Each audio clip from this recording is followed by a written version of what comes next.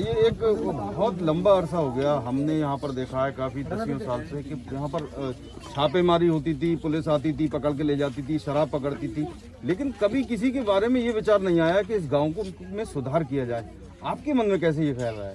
Actually कुछ पत्रकार बंधुओं ने यहाँ की सूचना दी कि यहाँ ये काम होता है। मैंने 2 आदमी को बंद भी कराया, फिर दोबारा उन्होंने यही काम किया, तो फिर मैंने पुलिस को सूचना दिया। तो हमारे एसओ साहब ने बताया कि सर ये विकलांग आदमी है, कैंसर का मरीज है, इसके कोई और सामान लेता नहीं, तो इस जिंदा रहने के लिए ये इस काम को कर रहा है।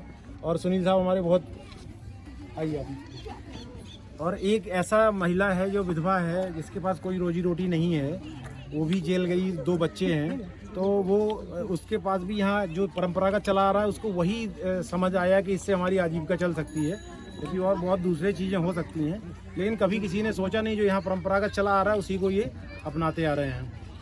सर, ये जिस तरीके से पुलिस से हमेशा डरते थे, आज वही पुलिस इनके मदद के लिए आगे आ रही, कैसे भरोसा कर पा रहे हैं ये लोग? देखिए, ये तो इंसान के ऊपर होता है, भरोसा इंसान का होता है। क्रेडिट हर आदमी की अपनी अपनी अलग क्रेडिट होती है। अब तक इनके साथ जैसा रहा होगा नहीं मुझे मालूम। हमने नक्सल पे भी ये किया है, जैसे ये हैं उस तरह वो भी गरीब थे। इनको कभी बताया ही नहीं गया है कि कर क्या रहे हैं। और सच बात ये एक 1902 में जैसे आए, बताया दीक्षित जी ने कि पंडित जी ने बताया कि 1902 में राजस्थान से आए हैं, माइग्रेटेड हैं, आज तक बंजर ज़मीन पे बसे हैं, आज तक इनको जाति का ही नहीं पता है कि ये किस जाति में आते हैं। और एक तरीके से जो दादे परदादे ने बगैर संपत्ति के यहाँ के अपराध करना शुरू किया, ये उसी को एक तरीके से जो मैंने एसेस किया, ये उसी को पेशा बना लिए हैं। कभी सोचे ही नहीं है कि ये गलत है, इसमें कोई इज्जत नहीं है। और एक तरीके से ये साइकिल चला रहा है, अपराध कर रहे हैं, छूट रहे हैं, फिर कर रहे हैं, वही अपराध कर रहे हैं। कभी इनको कोई इस तरीके से लेने वाला, मुझे लगता इनिशिएटिव लेने वाला कोई मिला नहीं। तो पुलिस ने किस तरीके आश्वासन दिए हैं मदद के? देखिए, मैंने एसएसपी साहब से पूरा इस पर डिस्कस किया है, डीएम साहब से किया है। हर विभाग को लेके यहाँ एक मीटिंग रखेंगे, जो जिस लायक होगा उसकी वो मदद की जाएगी। जैसे विधवाएं बहुत हैं, विधवा पेंशन की उनको बनवाने की पूरी योजना, विधवा पेंशन। जो सिलाई कढ़ाई का काम सीखना चाह रहे हैं, प्रोफेशनल लोग ले आएंगे, इनको सिखाएंगे, तैयार कराएंगे। पैंडेमिक चल रहा है, जैसे मास्क हो गया, गाउन हो गया, डॉक्टर की जरी का काम करना जानती हैं, उनका बनाएं और सप्लाई भी हम दे दें। कोई ऐसा भी ना हो कि बीच में कोई आए। जैसे गुड़ का है, शराब में करते, तो ये अगर अच्छी गुड़ बनाएंगे तो हम इतना तो कर सकते हैं कि व्यापारी से कह के इसका अच्छा गुड़ है आप ले लीजिए, जो पुरानी चीज़ों को भूल के।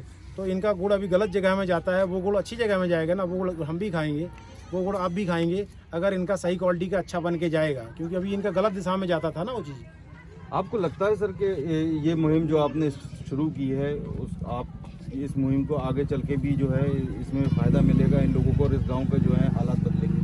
देखिए, अभी इनकी कोई, आपको बताऊं सच ये है कि इस गांव की रेपुटेशन इतनी ख़राब है, इनकी कोई, ये खुद बताएंगे कि इनकी अपनी कोई इज्जत ही नहीं है। तो इन्हें बेचारों को इज्जत ही नहीं मिली कभी, तो ये इस बारे में सोचे ही नहीं कि क्या परिवर्तन कर सकते हैं। अब ये परिवर्तन का इन्होंने बीड़ा उठा लिया है, और इन्होंने जिस देवी माँ की कसम खा के ये अपराध करते थे, उसी देवी माँ की कसम खा के इन्होंने अपराध छोड़ने के लिए कहा है। तो 100% मुझे उम्मीद है, ये भी इंसान है, कि ये बदलेंगे। हर कोई एक समय आया है, बदला है, ऐसा नहीं है कि बदलने का मौके नहीं मिले, बस ये कह लीजिए। मैं जरिया हो सकता हूँ या बहाना हो सकता हूँ, और इन्होंने खुद जब बदलने के परिवर्तन की सोच लिया है तो 100% परिवर्तन आएगा। ये इनके ऊपर डिपेंड करता है, ये कितना बदलने के लिए अपने को हमारे साथ लेके चलते हैं। Thank you.